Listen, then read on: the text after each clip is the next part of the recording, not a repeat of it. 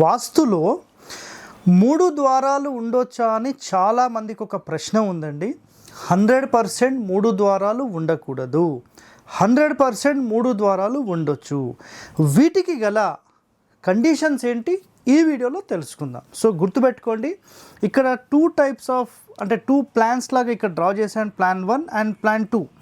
ఇందులో మీరు గుర్తుపెట్టుకోండి, ఇదొక మెయిన్ డోర్, ఇదొక మెయిన్ డోర్, ఇదొక అంటే మెయిన్ డోర్స్ 2 ఉండవు. Main door, door, door, sub door, sub door, ఇంటి లోపల ద్వారాలు. ఇక్కడ మళ్ళీ మెయిన్ డోర్, డోర్, డోర్.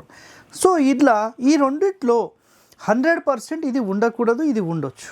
కారణం ఏంటంటే ఇందులో గమనిస్తే మొత్తం ఇంటికి బ్రహ్మస్థానమైన ఈ సెంట్రల్ లైన్లో వాల్ రావడం వల్ల ఇది 100% రాంగ్. ఇలా 3 ద్వారాలు ఉండొద్దు.